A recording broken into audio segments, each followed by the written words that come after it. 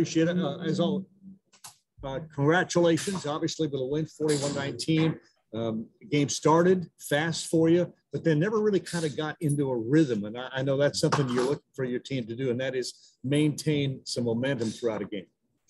No doubt. Felt that in the second quarter, we started gaining the momentum, got 24-7.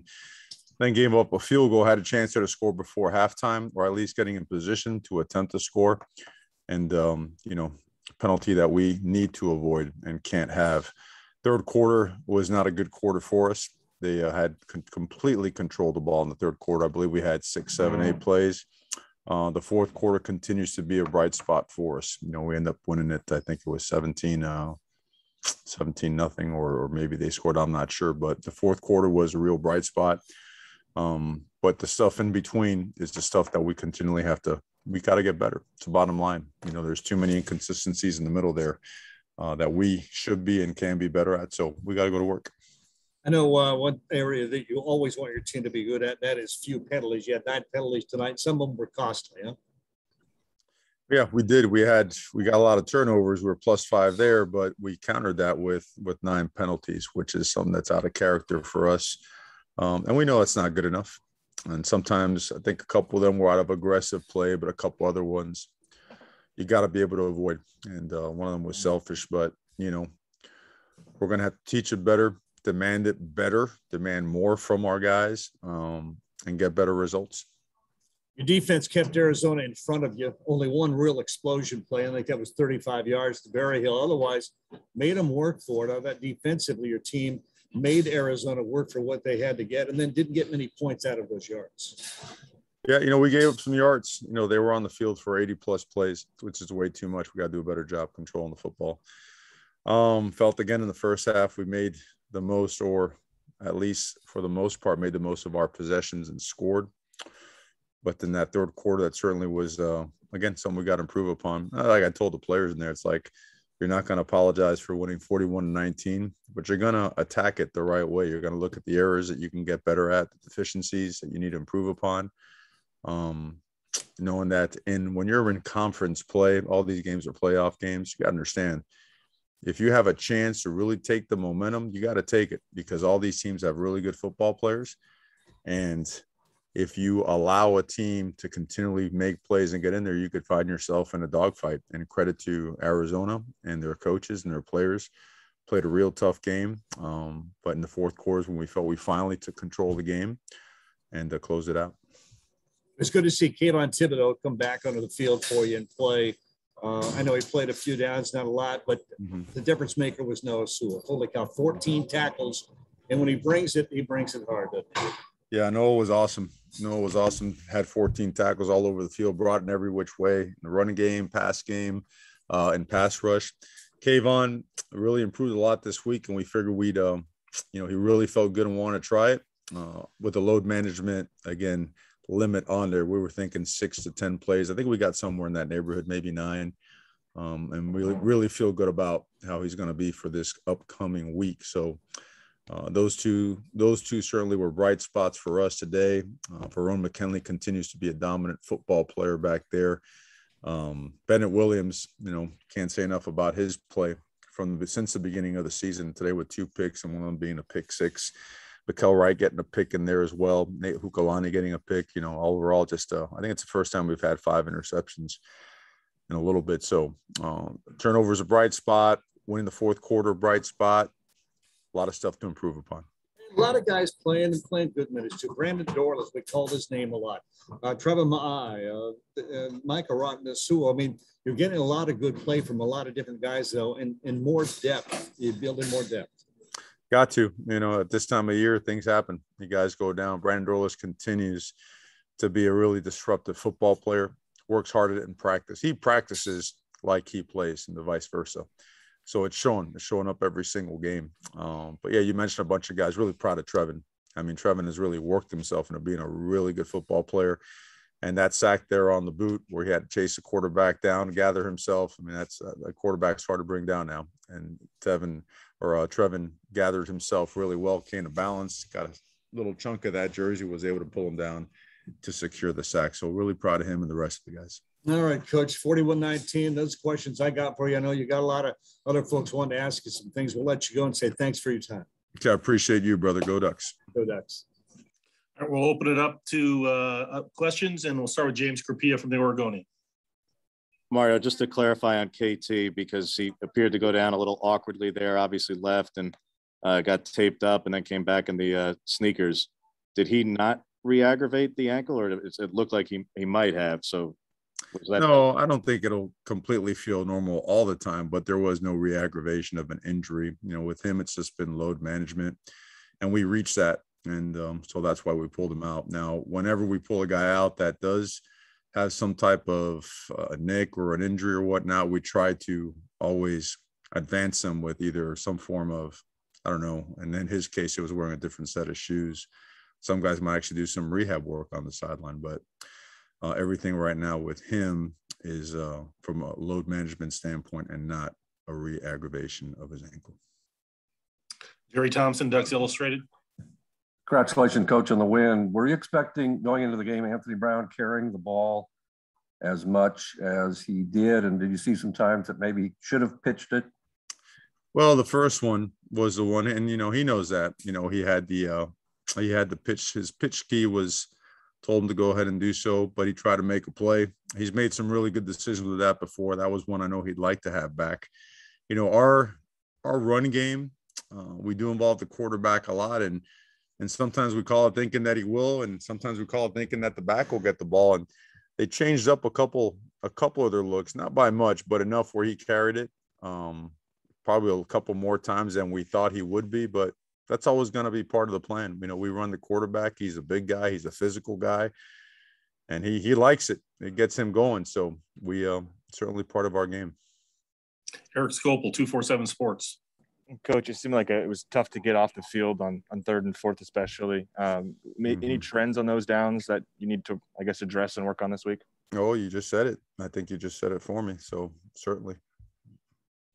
Zach Neal, USA Today. Coach, we didn't see much from CJ Verdell as far as touches go until the fourth quarter. Was he on any sort of pitch count, or is that just kind of how the game ended up rolling out? No, the third quarter, we just didn't have many plays. I mean, he started getting rolling. Him and 26 were rolling in the first half. You know, we had 24 points up and felt like we could have scored or had a chance to score again before the half. So, no, we got into the fourth quarter and, you know, we're playing the rotation as we had it. But no, there was no pitch count for him. Matt Preem, 247 Sports.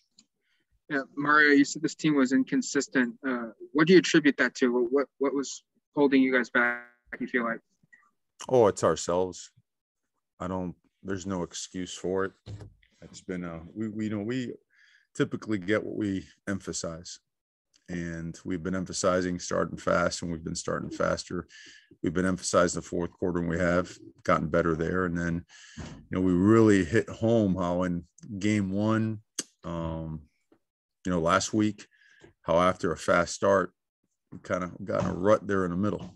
Now, when I say rut, I don't want to be in any way, shape, or form disrespectful to an opponent. And we're playing Division I Power 5 football. You know, people have scholarship football players, and they're going to make adjustments as well, make plays, and we're going to come back and make adjustments. So, but we want to play complete games, and we haven't played our best football yet.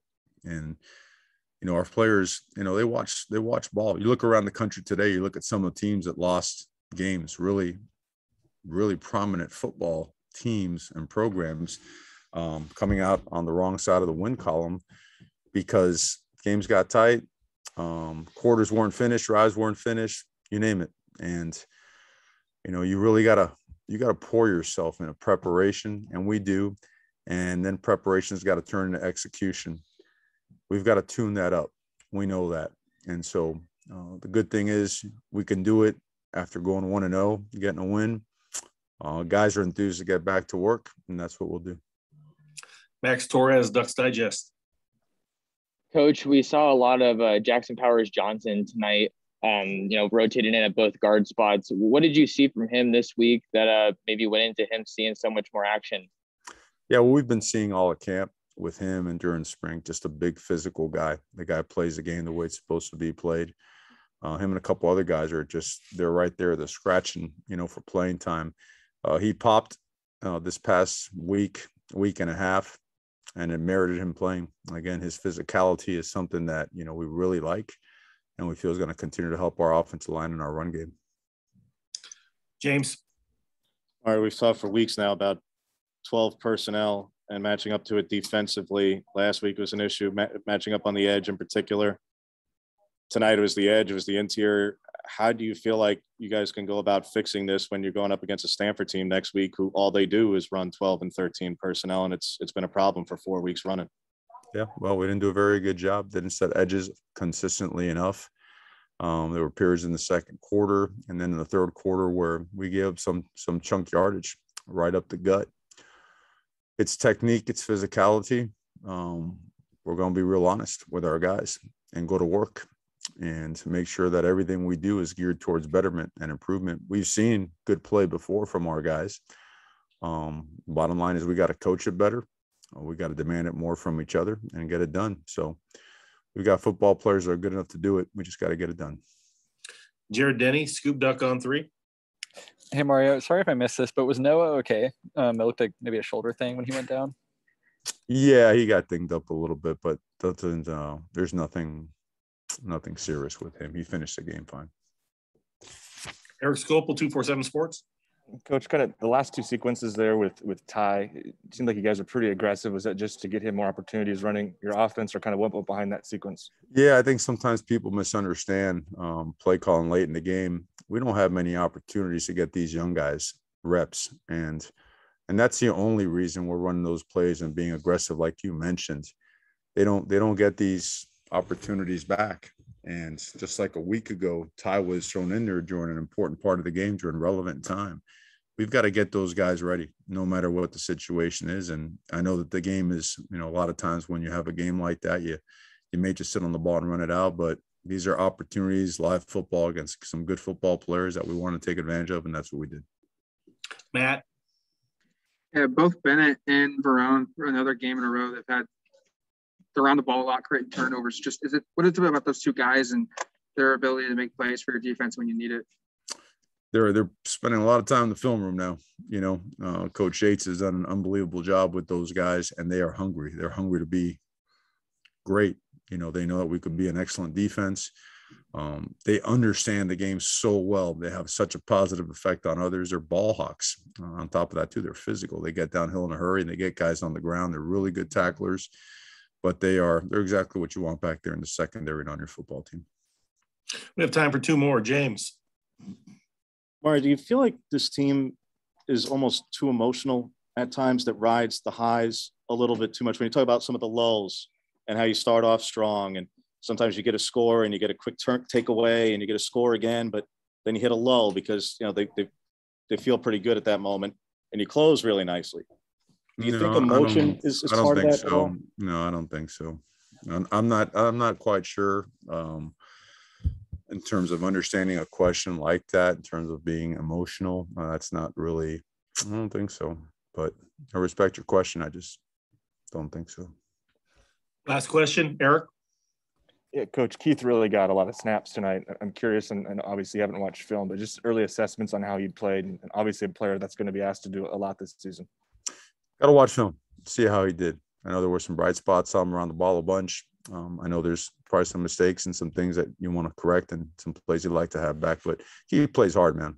Keith's a competitor. He's a tough guy, a lot of pride in his performance, in his teammates, his program. So he's just going to keep getting better and better. I was happy to see him back in there. You know, he had a very minor setback, you know, after the game up in Columbus, and he's back 100%. And he's been just chomping at the bit for reps. So glad to see him get those reps and glad to see him improve.